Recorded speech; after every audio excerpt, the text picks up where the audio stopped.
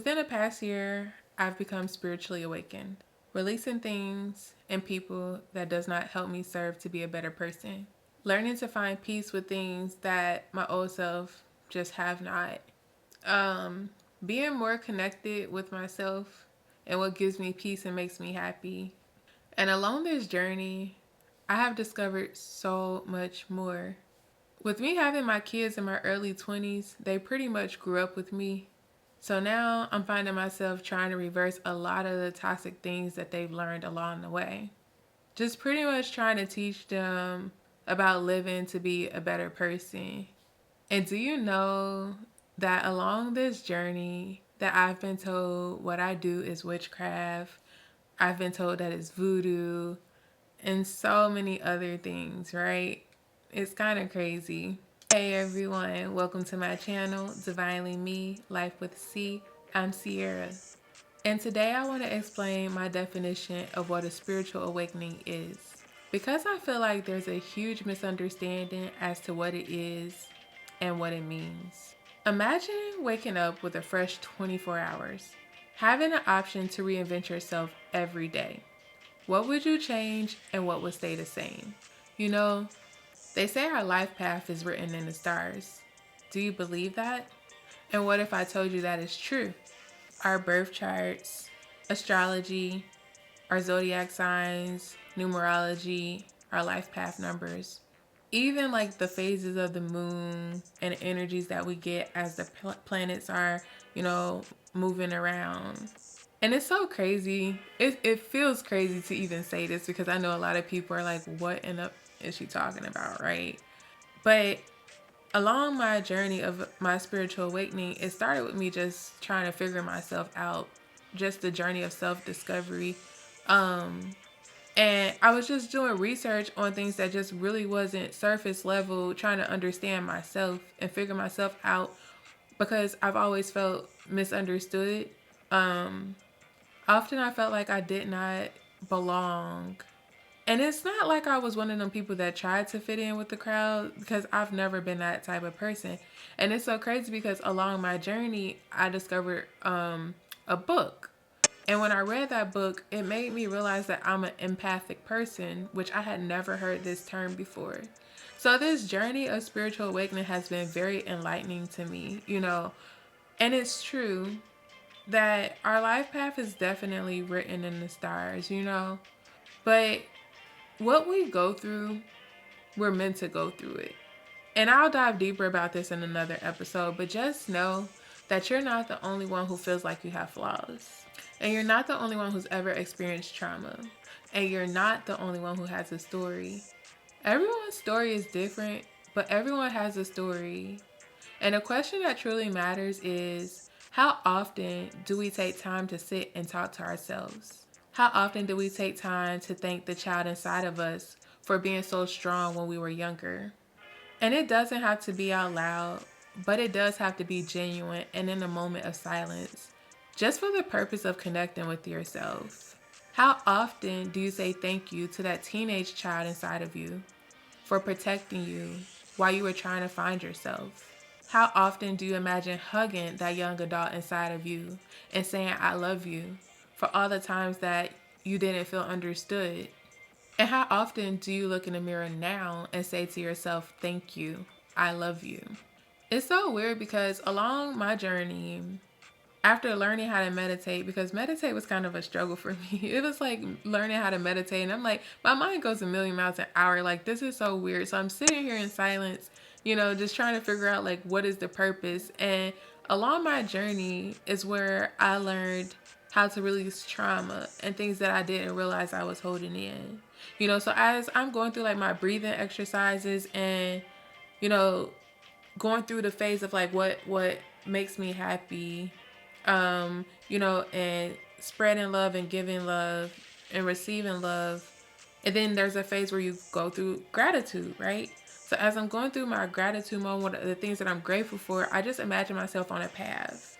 And as I'm on this path, I approach each different phase of my life, but it's myself when I was in that phase. Like, so when I was a little girl, and the things that I felt like I held on to or things that I went through, You know, I approach myself and I hug myself and I say thank you, for being so strong.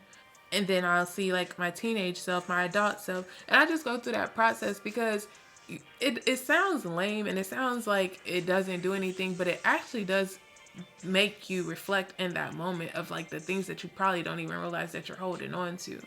So it doesn't hurt to, thank yourself. Life's journey is about learning to navigate through our emotions. And that's really what I want to talk about today. This is how I look at life.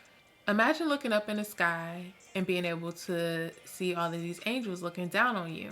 You can see them and you can hear them guiding you through life.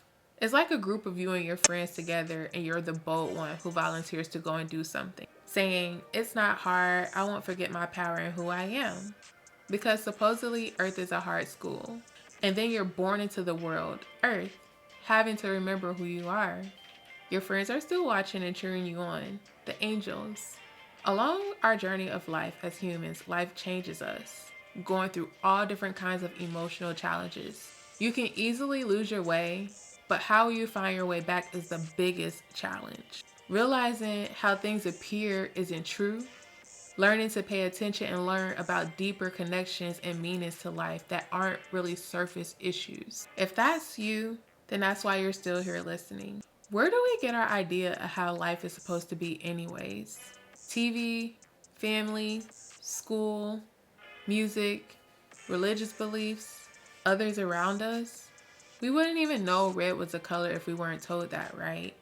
And we wouldn't call our left hand left or our right hand right, let alone call it a hand. And I'm sure y'all get the gist of what I'm trying to say. So it starts with a method of programming from a young age. I call it mind control. Manipulation for the benefits of, well, the people that is benefiting, the people that's creating these limiting beliefs on what we can achieve. And that's a form of bullying. And it honestly started with a race. One race feeling like they were above all and everyone else was beneath. And it became such a ripple effect from outside households, and somehow it ended up making it inside the households, to now, not only do we have outsiders telling us that we're not capable, we also have family and friends looking down on one another, causing all of this self-hate, self-doubt. But that's a conversation for another time. Long story short, all of this has to be reversed and undone. And it's gonna have to start with a new generation of people. We are all connected as one. When we pass away, our souls leave our bodies and there is no race. But somehow, here on Earth, we have so much segregation when it comes to race, class, gender, beliefs, education, pushing out so much negativity. And money? Money became a goal for so many. That's why they say kids are the most spiritual and awoke, because they're unprogrammed and are so innocent. You know those children who see and speak to spirits? Some of the spirits are spirits they've never even met here physically in a physical world. Or the children who they say, that child's been here before. Yes, they have. But then they're told that what they're seeing and they're hearing isn't real, or they're just plainly ignored. They start to learn and be taught and programmed how to live in the worldly way. There's so much fear created around spirituality. Like, have you ever wondered why? Or do you just believe what you're told? I don't know any business promoting their competition or anything that's going to put them out of business. Fear is created around spirituality by people relating it to negativity, demonic things, witchcraft, magic. Yes, people can use it to do negative things, and no, it's not right. And for those people who have discovered their gifts, they should not use them to do wrong to others. But also understand that people who do practice those sort of things do not get away with it. It does come back on them for sure, because God sees all and karma is real. We are all equal and have the same gifts, whether we are open to it or not. That's on each individual person. It's about learning and defeating. I can do all things through Christ, Allah, the universe, the creator of all things. Yeah, it's true. You're a manifester. Whether you pray or not, your thoughts are also connected to the Creator. So you have to be mindful of what you think, you feel, you speak, and you believe.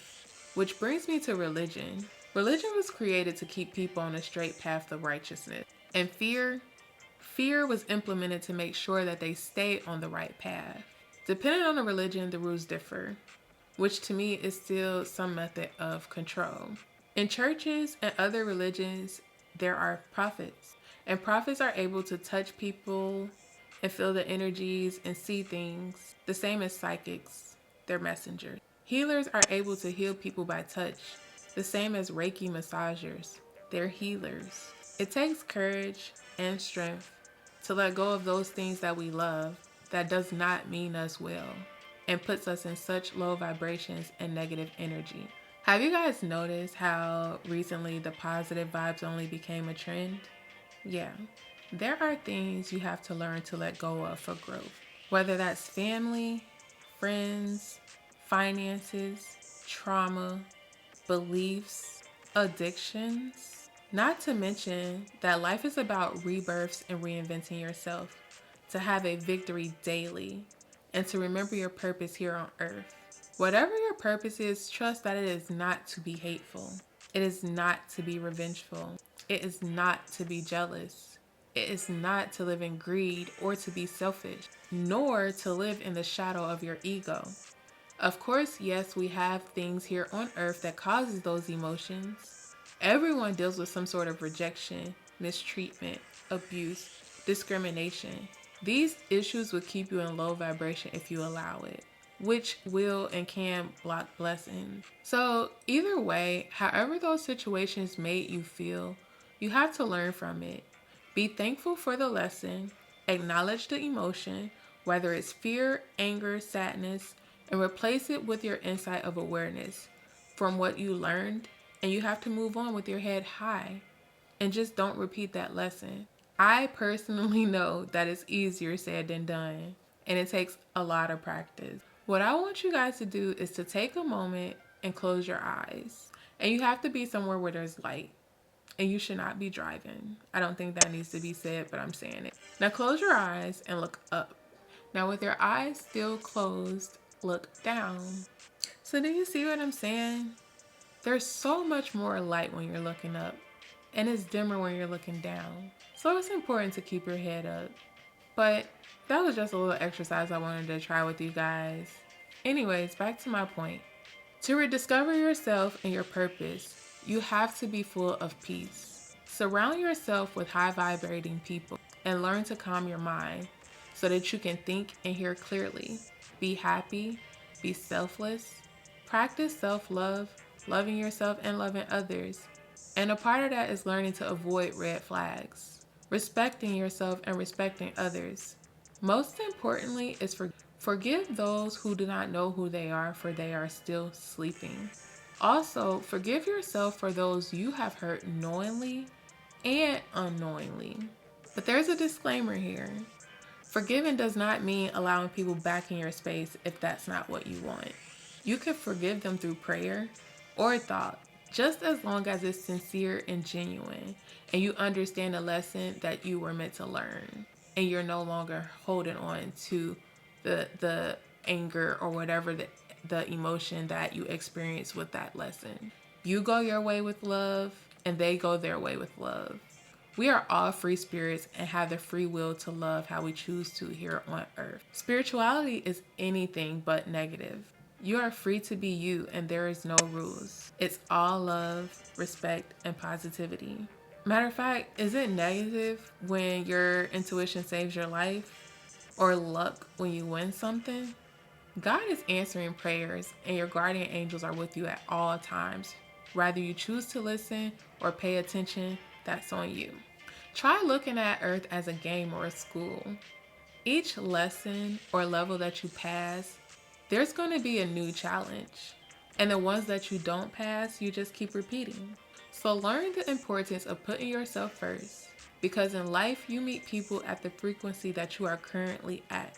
That's why as you level up, some people can't go with you because they haven't learned the lesson yet to move to the level that you're on.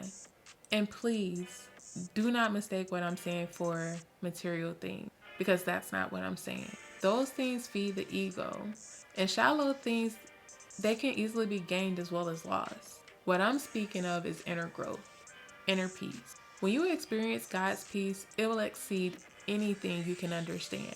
His peace guards your heart and your mind as you live in Him. In every situation that you are challenged with, try to remember the bigger picture, the bigger agenda, and not get lost in the messages and influences of TV, music, the chase for money, and the chaos of the world.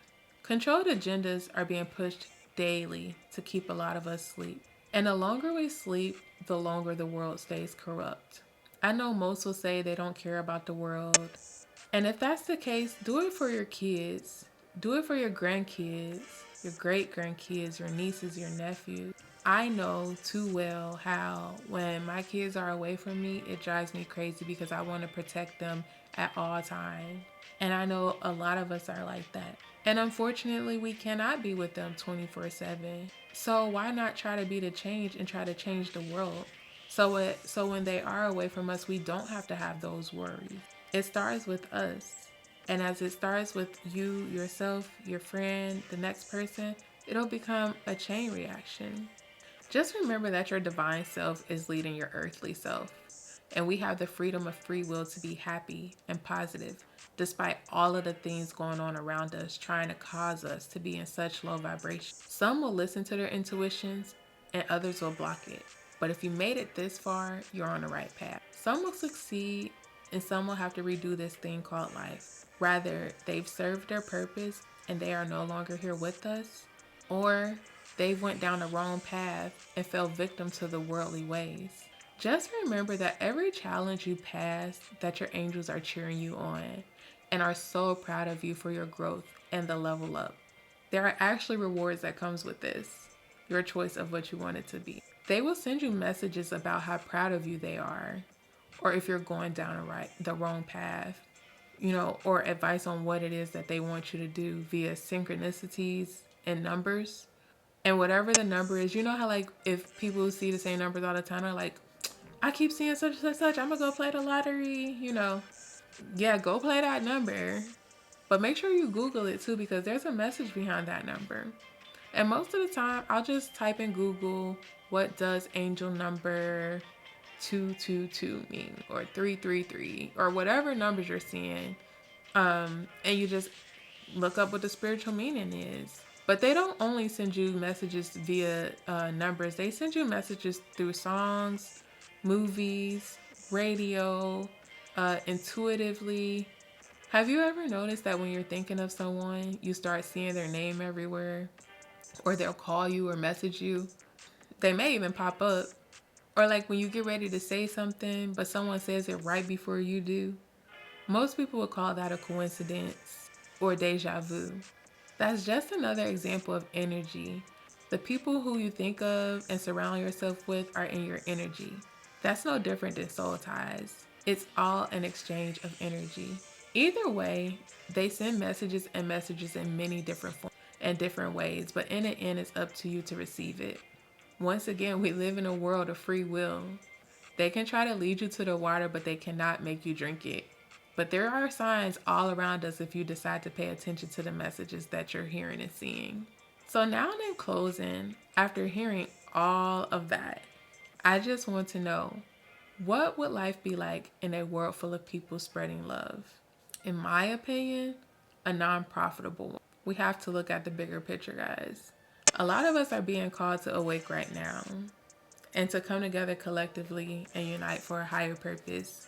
And unless you're sleeping under a rock and you don't see what's going on in the world, even if you don't believe any of these things, what would it benefit you to try and live a more positive and a high vibe in life?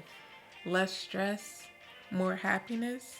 I'll take those benefits. Let's learn from each other and heal together. We are all on a journey of healing and self-discovery. So either we're going to emotionally grow together or you're just going to sit and you're going to watch. But either way, I want to thank everyone for joining me. I'm sending you all blessings, love, and healing. Over here, we're spreading all love, no tea. Also, I would like to read a quote to you guys. And the quote says, "You think of yourself as humans, searching for a spiritual awakening, when in fact you are spiritual beings, attempting to cope with a human awakening. Seeing yourself from the perspective of the spirit within will help you remember why you came here and what you came here to do." And that is a quote from Neil Donald Walsh. I wanted to mention that the art that I'm using in my background, I found it on Pinterest. And the artist, her name is Spooky Girl Art. I feel like her work is so amazing and it mixes so well with my messages that I'm sharing. And if you guys are interested in receiving a divine message on what your spirit guides may want to let you know, I'm going to click the link or attach it somewhere on this screen. And you're more than welcome to join me on that video.